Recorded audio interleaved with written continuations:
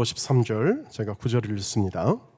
예수께서 그것을 떠나 지나가시다가 마테라는 사람이 세관에 앉아있는 것을 보시고 이르시되 나를 따르라 하시니 일어나 따르니라.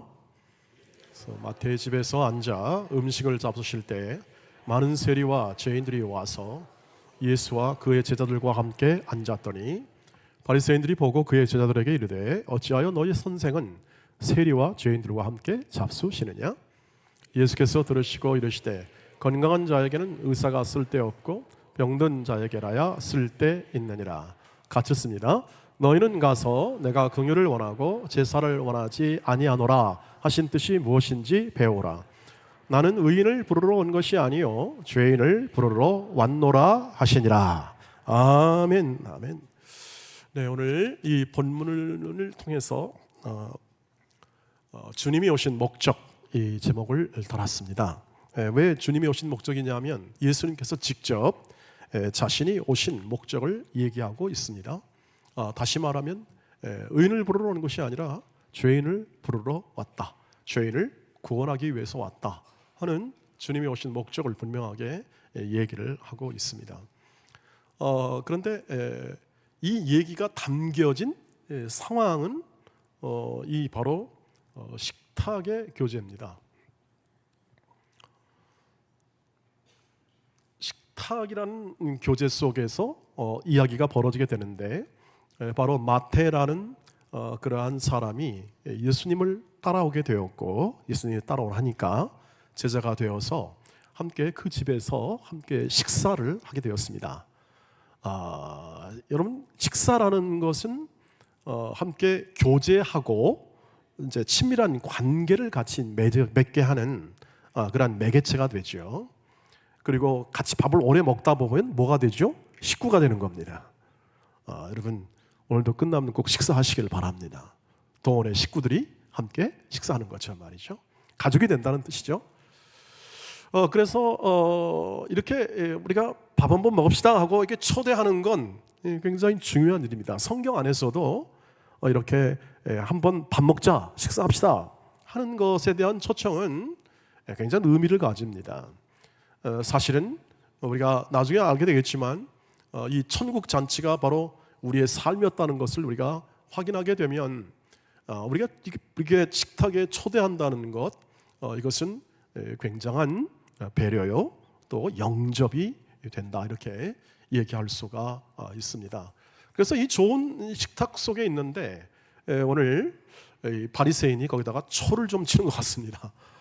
뭔 초를 치냐면 이런 바리새인이 질문을 하죠. 오늘 말씀에도 나와 있듯이 같이 이제 식사하고 있는 예수님한테 직접 얘기하지는 못하고 그의 제자들한테 이렇게 말을 합니다. 너희 선생은 왜 세리와 죄인들과 함께 밥을 먹냐? 그것은 그것은 문제가 있다. 문제가 있고 그것은 하지 말아야 할 짓을 하는 것과 같다라고 그렇게 이제 마음을, 그런 의도를 가지고 이제 질문하고 있는데 사실은 시비를 거는 거죠. 바리새인이. 사실은 그 바리새인은 마음에 분노를 품고 사실은 이런 말을 하고 있는 것입니다. 그럼 배경이 뭘까요? 그것은 뭐냐면 지금 예수님이 죄인들과 세리들과 함께 식사하는 것은 율법을 어기는 것이다, 이렇게 생각하는 겁니다. 부정한 자들과 함께 접촉하면 부정하게 된다. 거룩해야 할 하나님의 백성은 이 모든 부정한 것을 멀리하고 깨끗하게 해야 되는데 그렇게 식사하는 건 안 된다. 율법을 깨트린다. 왜냐하면 바리새인들은 자신들이 율법을 가장 잘 지킨다고 생각했습니다. 최선을 다해 율법을 지키고 그 율법을 지키는 것을 의로 여기고 자신의 경건함으로 여겨서 가장 탁월한 신앙생활을 하는 대중적인 사람, 가장 신앙생활을 잘하는 그런 명망 있는 사람으로 그렇게 생각하고 있는 분위기 속에 있는데 예수님이 랍비라는 명칭을 가지고 선생님 노릇을 하면서 저렇게 성경에 있는 율법을 어기는 그러한 식사를 하는 것을 보고 그렇게 원망하고 그렇게 12조로 얘기하는 것이죠. 자, 그때 오늘 주님이 하시는 말씀이 오늘 이 본문 속에 가장 핵심을 이룹니다. 다시 한번 읽어보시죠. 시작. 예수께서 들으시고 이르시되 건강한 자에게는 의사가 쓸데없고 병든 자에게라야 쓸데있느니라. 너희는 가서 내가 긍휼을 원하고 제사를 원하지 아니하노라 하신 뜻이 무엇인지 배우라. 내가 의인을 부르러 온 것이 아니요 죄인을 부르러 왔노라 하시니라. 이게 세 개의 어떤 문장이 이렇게 연결되어 있죠.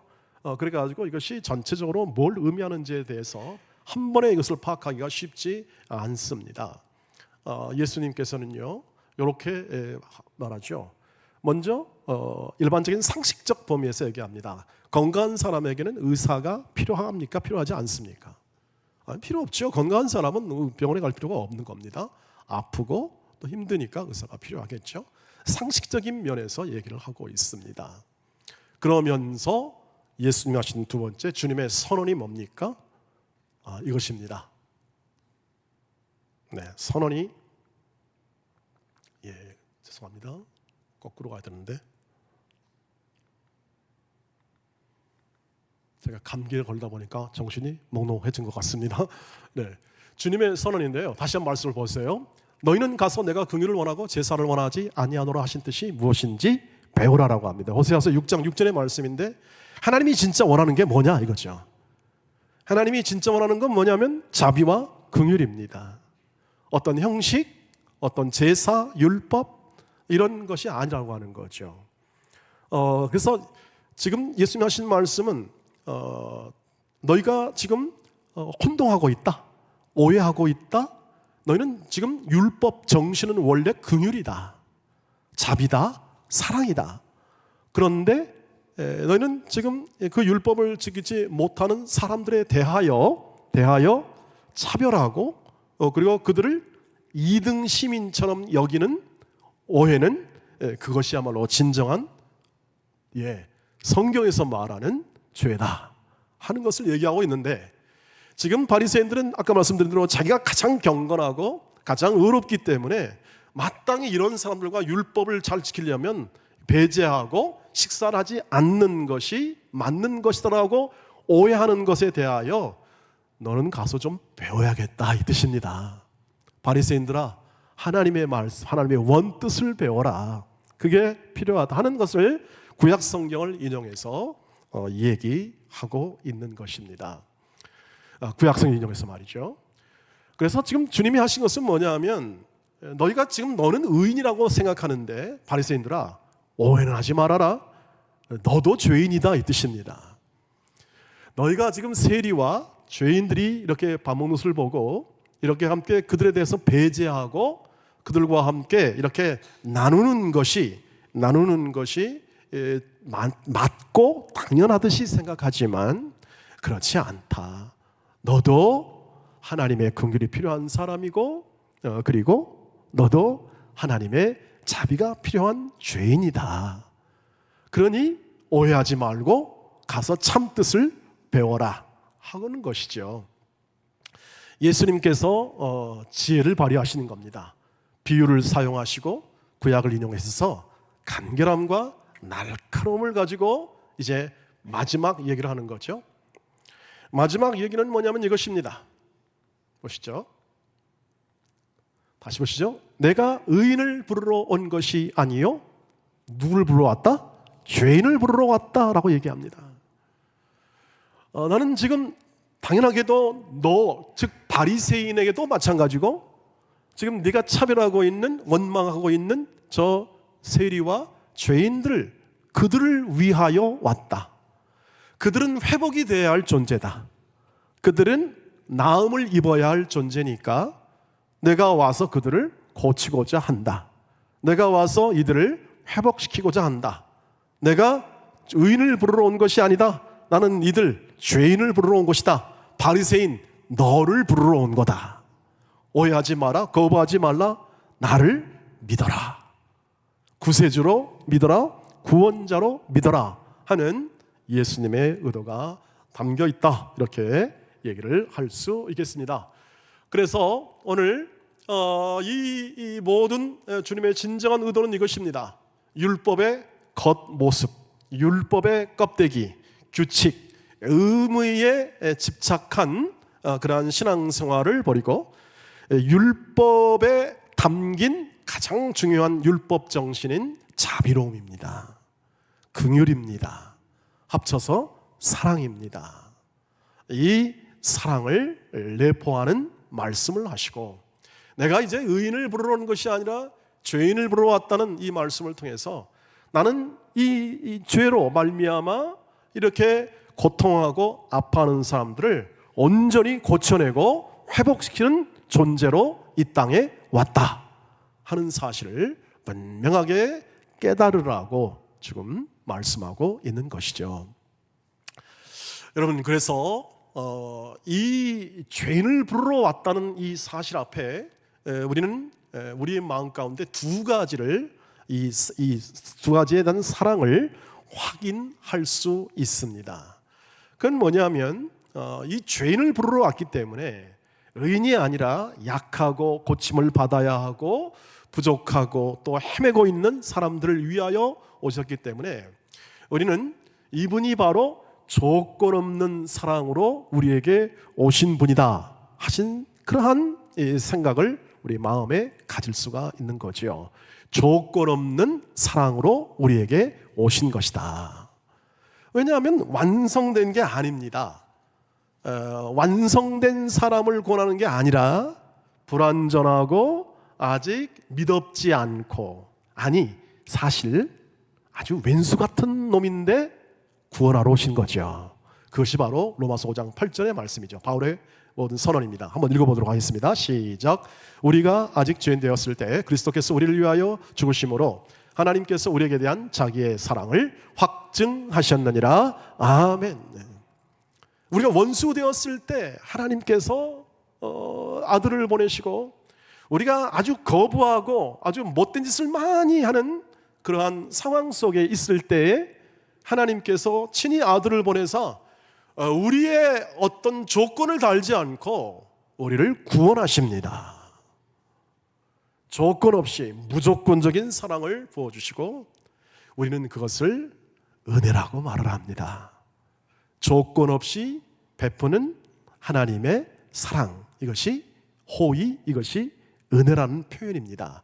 그래서 은혜 받았다 할 때 우리가 표현할 때는 그것입니다.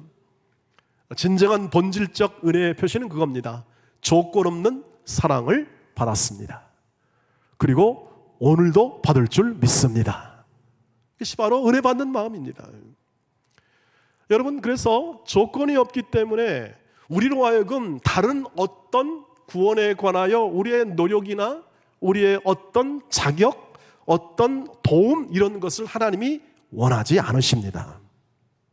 이것을 꼭 기억해야 합니다. 신앙생활에 있어서 조건 없는 사랑으로 왔기 때문에, 우리가 죄인으로서 구원받은 사람으로서 하나님의 조건 없는 사랑이 있기 때문에 우리가 무엇을 해서 그 조건 없는 사랑을 완성시키는 것이 아닙니다. 우리는 완성된 존재로, 하나님이 이루어 놓은 존재로 지금 믿음으로 사는 것입니다. 그 사랑 안에 산다는 것이죠. 굉장히 중요한 부분입니다. 두 번째는 포기하지 않는 사랑입니다. 조건 없는 사랑 플러스 포기하지 않는 사랑입니다. 이것은 무슨 말이냐면 그 사랑이 영원하다는 것을 말하고 중단되지 않는 것을 말합니다. 하나님은 부족하다고 해서 내팽개치지 않습니다. 하나님은 원래 죄인을 불렀기 때문에 그렇습니다. 원수된 사람을 불렀기 때문에 그렇습니다. 이미 원수된 사람이고 죄인이고 이미 망가질 대로 망가진 사람인데 뭘 하나님이 기대하겠습니까? 그래서 부족하다고 해서 우리는 하나님이 중간에 뭘 끊거나 그러지 않는다는 거죠. 하나님은 당신의 사랑을 영원히 부으실 것입니다. 거기에 관한 말입니다. 한번 읽어보시죠. 시작. 하나님의 은사와 부르심에는 후회하심이 없느니라. 아멘. 이거 잘못했겠어 내가. 요놈 요거 하는 거 보니까 싹수가 노래. 이런 신앙생활 제대로 못하고 뭐도 못하고 하면서 이렇게 하나님이 쯧쯧쯧 하면서 이렇게 하는, 그렇게 대하지 않는다는 뜻입니다. 하나님이 한번 불렀을 때는 후회하심이 없습니다. 하나님이 구원을 완성시켜 놓은 다음에는 그 다음에는 절대 하나님 이렇게 뒷걸음치지 않습니다. 후회함이 없다는 것은 우리가 전지전능하신 하나님이 어떻게 후회도 하시나 뭐 이렇게 생각하실 수 있겠는데, 우리가 알아듣기 쉬운 표현을 바울이 말한 겁니다. 바울이 하나님은 포기하지 않기 때문에 절대로 그 사람을 그 자리에 놔두지는 않습니다. 우리가 마치 부모가 자녀들이 이렇게 성장이 더디거나 뭐 훌륭한 길을 걸어가는데 자꾸 이렇게 딴짓하면 절대 놔두지 않죠. 부모들은 반드시 간섭을 하시고 그 다음에 그것을 통해서 더 좋은 길로 걸어가도록 잔소리하든지 도움을 주든지 경책하든지 질책하든지 해서 그 길을 걸어가도록 하는 것이 부모의 정상적인 마음입니다. 하나님은 그것보다 더 하시죠. 하나님은 우리의 아버지가 되어주셔서 우리가 걸어가는 길 속에 걸어가지 못한 그러한 삶을 살아가고 그리고 자녀로서의 마땅한 삶을 살아가도록 하나님은 모든 것을 동원하십니다. 우리 동원교회처럼 말이죠. 그런 동원이 아닌 건 여러분 아시죠? 동쪽의 낙원인데 제가 표현만 달리 썼습니다. 하나님은 동원하십니다. 어디까지 동원하실까요? 하나님의 목적과 그 뜻을 이루기까지 어디까지 동원하실까요? 후회함이 없다는 것은 소극적인 표현입니다만 적극적인 표현은 무시무시한 사랑으로 어디까지 하면 자기의 아들을 주시기까지 하나님의 사랑을 이룰 것을 믿으시길 바랍니다. 저와 여러분 안에 담긴 이 조건 없는 사랑과 포기하지 않는 사랑을 여러분 마음에 담으시길 바랍니다. 아니, 여러분 마음 안에 있습니다. 여러분 주를 믿고 주를 따르며 주의 부르심 안에 찬송하며 걸어가는 신앙생활하는 모든 사람에게 주께서 성령을 선물로 주시고 그 성령을 통하여 하나님의 사랑을 부으십니다. 주 예수께서 친히 이 세상 끝날까지 우리와 동행하시고 우리와 함께 하시며 우리의 인생을 주관하사 우리 인생을 만들어내심을 믿으시길 바랍니다. 내가 이루는 것이 아니라 내가 그것을 해서 애써 내 존재와 내 하나님의 자녀됨을 만드는 것이 아니라 하나님의 인도, 하나님이 친히 행하심을 통하여 내가 순종함을 통하여 그것이 이루어짐을 믿으시길 바랍니다. 왜요? 하나님의 사랑이 우리 안에서 후회 없는 그러한 하나님의 뜻을 이루시기 때문입니다. 한 존재, 한 사람, 이렇게 부적합한 사람을 어떻게 하죠? 부르시잖아요. 어울리지 않습니다. 마태는 예수의 제자에 어울리지 않는 그런 사회적 비난의 대상이 되는 존재입니다. 요즘으로 말하면 일제 앞잡이 노릇을 했다. 여러분, 그러면 완전히 끝나는 거죠. 사회의 매장이 되는 겁니다. 전혀 도움이 안 되는 것입니다. 바울도 그랬지 않습니까? 예수 믿는 사람 잡아 죽이는 사람이고 스데반 순교의 산 증인입니다. 자기가 증인 되겠다는 겁니다. 이 살인의 증인이 되겠다는 그러한 죄를 범한 사람을 불러 어떻게 하죠? 사도로 부르셔서 당신의 일을 하게 하시고 그 영광을 나타내요. 마태는 이 마태복음을 기록했고 바울은 서신서를 성경을 많이 기록을 해서 오늘 후대에 하나님에 관한 통찰, 하나님이 어떤 분이고 하나님이 우리를 위해서 어떤 일을 하시고 어떻게 우리의 구원을 완성할지에 대한 통찰력 있는 많은 성경의 내용은 거의 사도 바울에 의해서 되지 않습니까? 가장 죄인 중에 그 예수를 택하여 그를 어떻게 합니까? 구원하십니다. 고쳐내시고 회복시켜내십니다. 그리고 온전하게 하십니다. 이것이 그 사랑이 행하는 역사요. 그 사랑이 날마다 그 믿음의 사람 마태나 또는 바울에게 행했던 하나님의 일하심이고 하나님의 사랑의 일하심입니다. 여러분, 그러니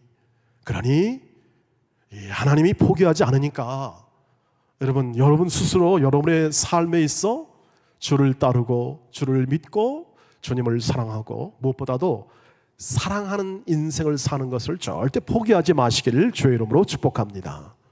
여건이나 조건이 문제가 아닙니다. 우리는 존재 자체로 우리는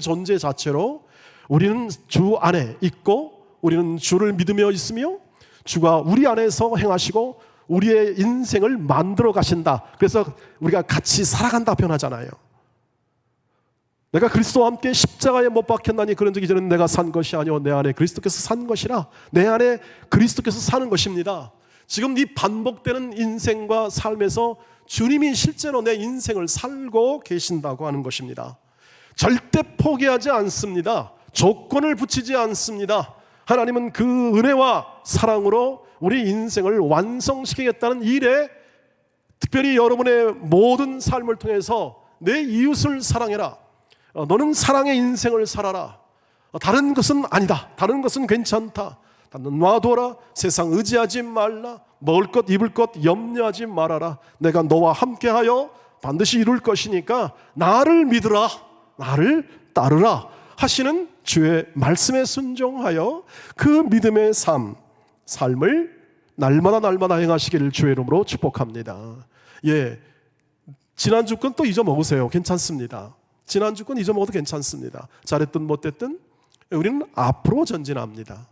반복되면서 앞으로 전진해가는 인생입니다. 아, 지나간 작년에 너무 실수를 많이 했어, 힘들었어. 다 전부 다 하나님의 손 안에 있음을 믿으시길 바랍니다. 그것들을 기반으로 딛고 더 깊고 커져가는 예수의 사랑을 경험하게 하시는 겁니다.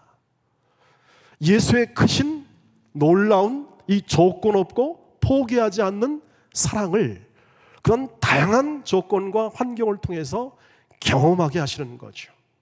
가정을 통해서 그렇고요, 여러분 일터를 통해서 그렇고요, 교회 안의 성도와 성도, 사랑방에 있는 모든 관계를 통해서 하나님이 그렇게 일하시고 그렇게 역사하심을 꼭 마음에 담고, 그런 것들이 다 인생의 마이너스가 아니라 고통과 험한 시절도 포함하여 그런 것들이 우리 인생을 실패케 한 하나의 그때의 기억이 아니라 오늘 하나님이 그것을 통하여 오늘 그것을 딛고 더 앞으로 오늘 살고 내일을 살아가고 한 주 안을 살아가는 하나님의 인도하심의 자국임을 기억해 주시기를 주의 이름으로 축복합니다. 우리가 걸어가는 모든 삶 속에, 그래서 우리의 삶은 날로 새로워집니다. 우리의 인생은 시간이 가면 갈수록 날로 새로워지는 겁니다. 그러니까 우리의 생애는 기쁨일 수밖에 없는 겁니다. 그것을 모르면 이 세상과 똑같은 사람이 되는 것입니다. 그것을 이해하지 못하고 살지 못하면 하나님을 믿는다 하면서도 세상 풍속과 세상의 가치로 살다 보면은 우리는 견딜 수 없는 허무함과 그리고 침체, 더 이상 무슨 소망이 있겠는가, 더 이상 어떤 바람이 있겠는가 하는 그러한 인간의 체념 상태로 점점 나이가 들면 들을수록 갈 수밖에 없습니다. 무력감, 이런 것들이죠. 왜요? 내가 열심히 내 인생을 세워왔는데 나는 왜 여기까지밖에 안 되나 하는 인생의 자책감과 내 양심에 따른 마음의 후회가 늘 어느 사람에게나 있게 마련입니다. 사랑하는 동안의 가족 여러분, 하나님이 포기하지 않는데 왜 우리가 후회합니까? 하나님이 우리를 붙잡아 우리를 세워내시는데 왜 우리가 이렇게 마음으로 침체에 빠집니까? 두려워하지 마시기를 바랍니다. 우리는 더 영광스러운 것이 예비됐다는 사실을 믿으시기를 바랍니다. 훨씬 더 좋은 것입니다. 죽음에 이르기까지, 우리의 인생의 모든 끝에 이르기까지 훨씬 더 우리는 커져가는 인생으로 불렀습니다. 우리는 이것을 이렇게 얘기합니다. 기쁨의 인생, 우리가 기뻐할 수밖에 없는 인생은 우리 인생이 가면 갈수록 더 커져가고 더 거룩해져가고 깊어져가고 따뜻해져가고 하나님의 사랑, 예수의 사랑이 더 경험이 되고 더 축적이 되고 더 우리 안에 강건한 내적인 강건함으로 형성이 되어서 영원히 거할 하나님의 영광을 바라보는 눈이 활짝 열리게 될 줄 믿습니다. 그 기쁨을 바로 사랑의 식탁의 초대라고 표현하는 겁니다. 우리 인생은 사랑의 식탁에 초대된 인생입니다. 마태가 초대했지만 사실은 예수님이 그 자리를 가셨기 때문에 예수님이 주인공이시죠. 오늘 우리의 인생과 삶에도 이렇게 기쁨으로의 초대입니다. 잔치, 예수님과 함께 잔치를 벌이자. 여러분, 그러니까 교회 오면 재밌어야 합니다. 여러분, 즐거워야 합니다. 즐겁게 되려고 노력을 많이 해보겠습니다, 교회가. 그러나 여러분 마음으로 오실 때마다 여기는 하나님의 천국 백성이 잔치하는 곳입니다. 우리 마음 가운데 회개도 하고 그리고 돌이킴도 있지만 근본적으로 그분이 인도하심에 대한, 그분의 사랑에 대한, 조건 없는 사랑에 대한, 그리고 포기하지 않는 사랑에 대한 감사와 기쁨으로 충만한 것이죠. 그래서 세상에 두려워할 것이 없습니다. 세상에 의지할 것도 없고 오직 주께서 주시는 지혜, 하늘로부터는 지혜, 주께서 주시는 말씀, 이 세상의 그 어떤 지식보다 귀한 지식의 말씀을 통하여 날마다 배우고 확신하고 거하면서 여러분의 생애 속에 이 또 한 주간이 또 새롭게 열어주시는 하나님의 사랑을 나누는 귀한 한 주간이 되시기를 주의 이름으로 축복합니다. 기도하겠습니다. 자비하신 하나님, 감사합니다. 우리 인생을 구원하시고 조건 없는 사랑, 그리고 포기하지 않는 사랑을 우리의 인생에 담아 사랑의 인생을 살게 하셨으니 이 모든 삶이 주의 말씀을 따라 순종하고자 하는 우리 모두의 사랑으로 이루어지게 하옵소서. 예수님의 이름으로 기도하옵나이다. 아멘.